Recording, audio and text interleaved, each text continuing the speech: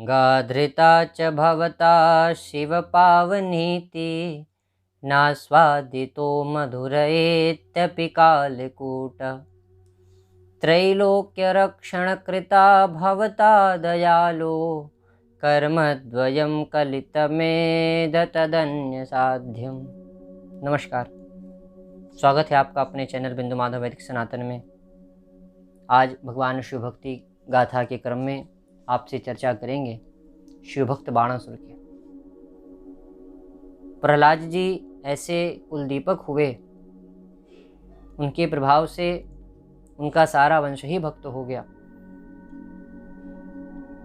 प्रहलाद जी स्वयं परम भगवान विष्णु के भक्त तो थे ही, उनके पुत्र विरोचन और विरोचन के पुत्र बलि, जो दान शिरोमणि,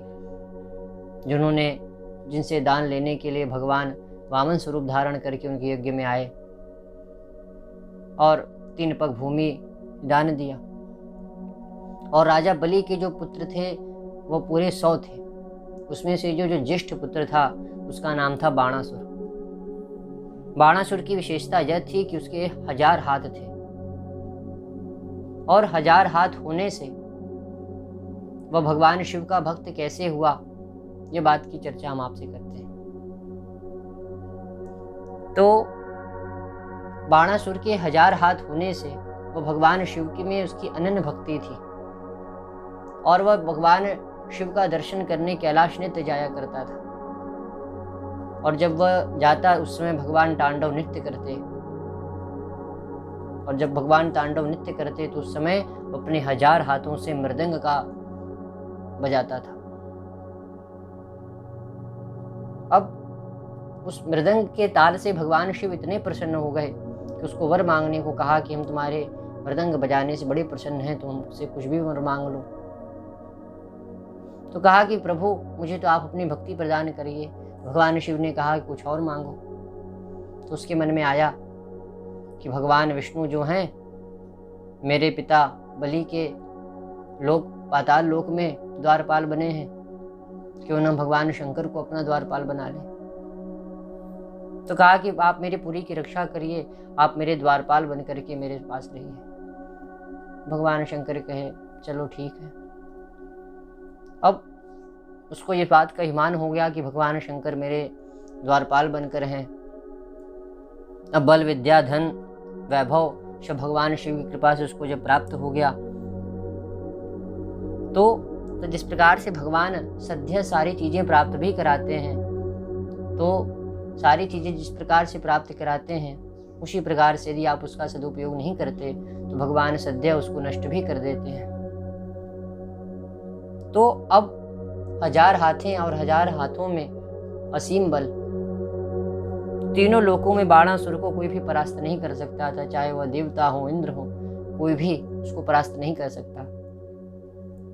उसका अभिमान और बढ़ गया। तो इसने आकर के शिव जी को प्रणाम करके कहा कि प्रभु ये मेरे 1000 हाथ किस काम के, मेरे इन हाथों में खुजली होती है जब मेरे सामने मेरे कोई लड़ने वाला हमसे, मेरे बराबर का लड़ने वाला कोई हमसे लड़ता नहीं है, तो हम क्या करें। भगवान ने मन में मन सोचा कि लगता है कि इसका जो अंत समय है बड़ा निकट आ गया है। तो उन्होंने बाणासुर को एक झंडा दिया और कहा कि जिस दिन यह झंडा गिर जाएगा उस दिन समझ जाना कि तुमसे भी अधिक बलशाली तुमसे लड़ने आ गया है। अब झंडा लेकर के बाणासुर बड़ा प्रसन्नता के साथ अपने महल पर आ गया। कालांतर में भगवान श्री कृष्ण ने आकर के उसके इस मद को चूर्ण किया और उसकी 1000 भुजाओं में से अपने सुदर्शन चक्र से भगवान ने उसके 1000 भुजाओं को काट डाला और केवल 4 भुजाएं छोड़ दी। तब से भगवान शंकर का वह पार्षद बन गया और उनकी कृपा से अजर अमर हो गया। और स्कंद पुराण में भी कथा आई है कि बाणासुर ने कई 1000 वर्षों तक कठोर तपस्या की। एक बार उसके तपस्या से प्रसन्न होकर के ब्रह्मा जी प्रसन्न हुए और उन्होंने वरस्वरूप उसे 3 नगर दिए। उनमें से एक सोने का, दूसरा चांदी का और तीसरा लोहे का था। और सब नगरी एक में मिल जाने से मालूम ही नहीं पड़ता था कि वह नगर कैसा है, बड़ा अद्भुत देखने में लगता था, जिस वजह से उस नगर का नाम त्रिपुर पड़ गया। वह नगर ऐसा कोई स्थिर नगर नहीं था, वह बाणासुर के मन के अनुसार चलता था। जब बाणासुर सोचता वह आकाश में स्थित हो जाता, जब बाणासुर सोचता वह पाताल में स्थित हो जाता। पर्वतों पर, नदियों पर, शहरों पर वह कहीं भी जाकर के अपने उस त्रिपुर नगर को बसा देता था। अब इस प्रकार से संसार में त्राही मच गया। तो सारे देवता मिलकर के भगवान शंकर के पास गए और स्तुति करने लगे। तो भगवान शंकर ने पूछा कि क्या बात है, आज आप लोगों का हमारे कैलाश पर आना हुआ। तो सारे देवताओं ने कहा कि महाराज, आपके जो अनन्य भक्त हैं बाणासुर, उन पर थोड़ा अपनी दया दृष्टि कीजिए। भगवान शिव ने अपनी माया से सब कुछ जान लिया था।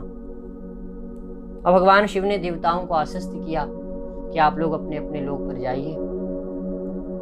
तो स्मरण करते ही अब भगवान जब सारे देवगण चले गए तो वहां पर भगवान शिव ने नारद जी को स्मरण किया और नारद जी तुरंत वहां पर आए। भगवान महादेव ने उनसे कहा कि मुने, जो त्रिपुरासुर की जो स्त्रियां हैं वो पतिव्रता और साध्वी हैं। उन्हीं के तेज से त्रिपुरासुर में असीम बल प्राप्त है। जब तक उनके उस शुद्ध भाव में परिवर्तन नहीं किया जाएगा तब तक त्रिपुरासुर का पराक्रम इसी तरह बना रहेगा। अब नारद जी समझ गए, वह गए और वहाँ जाकर के जो त्रिपुरासुर की जो स्त्रियां थीं उनको नाना प्रकार का व्रत बता दिया।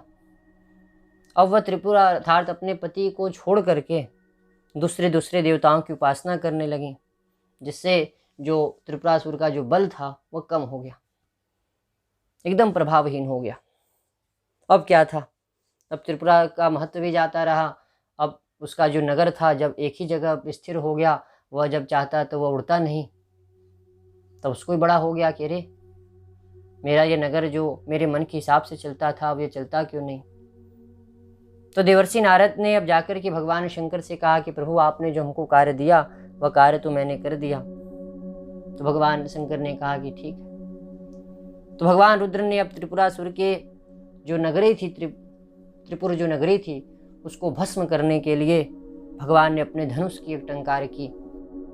अब जब भगवान शिव ने अपने कैलाश से ही बाण का संधान उस त्रिपुर की नगरी पर कर दिया तो उस अग्नि से बाणासुर का भवन जलने लगा।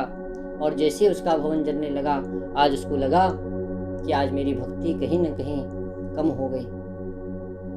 वह रोने लगा कि मुझ पापी ने तीनों लोकों का सत्यानाश कर दिया। न जाने मैंने कितने असंख्य गायों को, ब्राह्मणों की हत्या की, ऋषियों के आश्रम उजाड़ दिए, और इस समय मेरी रक्षा करने में भगवान शंकर के सिवा और कोई मेरी रक्षा नहीं कर सकता। तो बाणासुर जिस शिवलिंग की आराधना करता था, उस शिवलिंग को अपने मस्तक पर रख करके उस त्रिपुर नगरी से बाहर निकला और भगवान शिव से प्रार्थना करने लगा कि हे दयानिधे, यदि आप हमने अपने क्रोधाग्नि से जलाना चाहते हैं तो जलाइए, किंतु शिवलिंग की और इस शरीर की आप रक्षा करिए। इस लिंग की मैंने बड़ी आराधना की है, ये मुझे प्राणों से भी अधिक प्रिय है। यदि आप मेरा वध करना चाहते हैं तो आप कर दीजिए, लेकिन इतना वर अवश्य दीजिए कि प्रत्येक जन्म में मैं आपका ही भक्त हूँ। मुझे चाहे पशु की योनि मिले, मैं चाहे पशु पक्षी में जन्म लेना पड़े, लेकिन मेरी आप में अचल भक्ति बनी रहे। भगवान जिस प्रकार से जल्दी क्रोधित होते हैं उतना जल्दी भगवान प्रसन्न हो जाते हैं। बाणासुर के इस प्रकार स्तुति करने पर भगवान शिव पुनः प्रसन्न हो गए और उसकी नगरी को पहले की तरह कर दिया और कहा कि बाणासुर, तुम डरो मत, तुम्हें किसी का भय नहीं, लेकिन मेरे भक्ति का तुम अब अभिमान कभी मत करना। तुम्हारी इच्छा हो तो अब तुम अपने लोक में रहो, अपने पुत्र पौत्र के साथ सांसारिक सुखों का भोग करो। ऐसा वर देकर के तब से बाणासुर जो है वह अपने सौम्य स्वभाव से हो गया, और ऐसा वर देकर महादेव जी ने उस अग्नि को जो है तो रोक लिया और बाणासुर अनन्य मन से भगवान शंकर की उपासना में लग गया। इस प्रकार से हमने आपको बाणासुर के चरित्र के बारे में बताया कि कैसे प्रकार से भगवान, ऋषि, मुनि, देवता, दानव, यक्ष किस पर नहीं भगवान यदि प्रसन्न हो जाते। भगवान को तो शिव अनन्य भाव से भक्ति की आवश्यकता है। इस प्रकार से आगे भी हम भगवान के भक्तों के चरित्रों में चर्चा करते रहेंगे। तब तक के लिए नमस्कार।